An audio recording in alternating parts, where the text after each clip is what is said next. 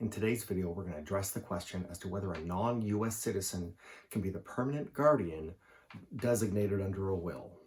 My name is Gregory Singleton. I'm an estate planning and probate attorney with Signature Law. Signature Law is an estate planning and probate law firm that serves the Twin Cities and Greater Minnesota alike. Just a reminder, if you like today's video, please feel free to hit that like and subscribe button. It really helps support the channel. Also, two caveats before we get going. First of all, these videos are for educational purposes only. And second of all, we're going to be talking about Minnesota law specifically here. Okay, guardianship. Can a non-U.S. citizen or non-permanent resident be a guardian of a U.S. citizen child? The answer, short answer, yes, with caveats and to be aware of. The long answer, let's take a look at it. So the situation is for a guardianship is that all persons with parental rights and duties over a child, a minor child, someone under the age of 18, have deceased. So we're not talking incapacity, we're talking deceased, permanent guardianship. Generally, we pick the permanent guardian in a will, though it can be in another document as long as it's executed in the same way that a healthcare directive it is. We have talked about the different purposes of guardianship for temporary versus permanent in another video. Just remember, a quick recap, in a temporary guardianship, you're trying to continue the child's life until, as normally as possible, until the person with parental rights recovers capacity or dies, and at which point we move to a permanent guardian. And the role of a permanent guardian is to give support to the child and raise them until they reach the age of majority, which in Minnesota is 18. Now, picking a guardian is one of the most difficult decisions that anyone has to undertake when doing their estate planning. It is not easy. And imagine a situation where you move to the country and all of your family lives in Europe somewhere, or Africa or Asia or another country, South America, or the situation where you probably maybe only have one person that you would care to be the guardian of your children, but they become expatriated and move to another country. That makes picking a guardian all the more difficult. And it really raises the big question, can a non-US citizen or a non-permanent resident be guardian of a U.S. citizen child? Well, basic eligibility to be a guardian in Minnesota is Minnesota Statute 524.5-309. In this, it has no general limitation to citizenship. So on its face, it looks like a non-citizen can be a guardian. Now, and of course, there's duties that a guardian has to fulfill. Minnesota Statute 524.5-207. Looking at these duties, it looks like a non-U.S. citizen would be able to fulfill these duties. There's no reason they wouldn't be able to. On its face, there's no requirement that a permanent guardian be a U.S. citizen. However, when we look at Minnesota Statute 524.5-204, we are faced with the quintessential test in family law when dealing with children. What is in the best interests of the child? Now, when we look at that, the courts have a lot of discretion when deciding who's going to be a permanent resident.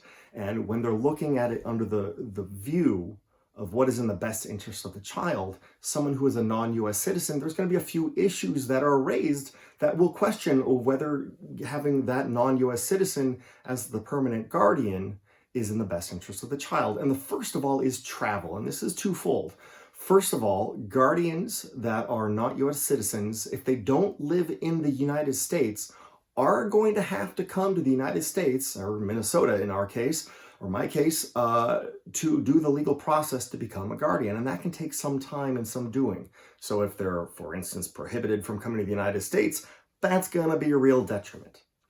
The other thing is, if you want the permanent guardian to actually move to the United States and not come here, get custodian or guardianship of the child and move back to their country, if they want to move here, do they have the proper visas to be able to do so?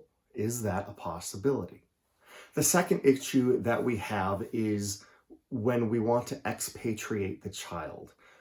For instance, if I were to pass and my wife were to pass and we wanted, say, my brother who lives in Sweden, I don't have a brother who lives in Sweden, but let's say I did, and we wanted our children to be raised by him, and we would want him to take the children with him to Sweden. Now we're going to look at a whole nother series of factors.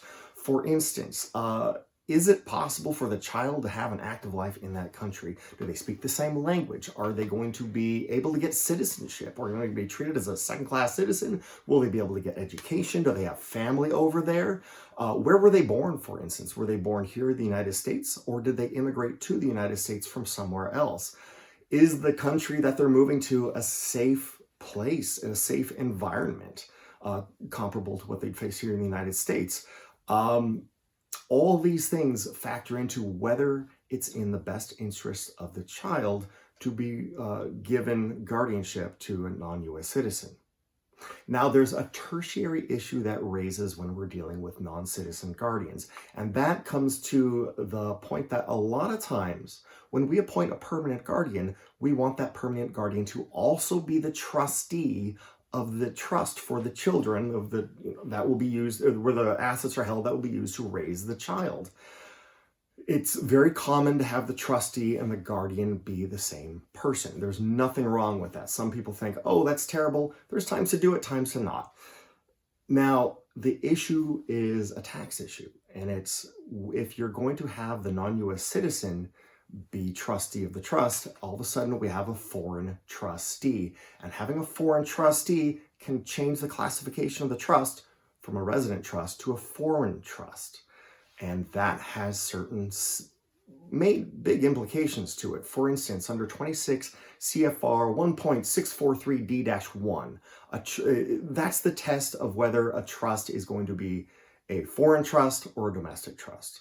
And there's two factors. Either one, or two tests. You hit either one, you're in a foreign trust. The first one is whether the court will be able to supervise and give primary supervision to the trust. That may not be possible if the individual is in another country. But more importantly, very simply, it's the control test of whether a U.S. person has authority to control substantially all the decisions. If that is not the case, then we have a foreign trust. Now, the consequences of having a foreign trust are twofold. One is taxation. There's just going to be higher taxes on a foreign trust. And second is reporting. And this is kind of a big one that people don't realize. You are required for a foreign trust to file some or all of the following forms. Form 3520, 3520A, 1040NR, the FBAR, or Form 8938. And I'm not going to go into what all of those forms do, but let's just say if you fail to properly report and properly file the correct forms, the trust can be penalized the greater of $10,000, or I believe 5% of the trust. It's 3, 4, or 5% of the trust, which can be a lot of money and a big hindrance to being able to have the assets to raise the child properly. So the result of the question, can a non-U.S. citizen be a guardian of a U.S. citizen child? The answer is yes, but with some caveats and things to be aware of. So that's my take on whether a non-U.S. citizen can be the guardian of a U.S. citizen minor child. I hope you liked today's video. If you like today's video, please feel free to hit that like and subscribe button. It actually really helps support the channel. We do a new video every other Wednesday. If you have any questions or comments, leave them in the comments below, or just send me an email, which will pop up shortly. Otherwise, until next time, this is Gregory Singleton with Signature Law.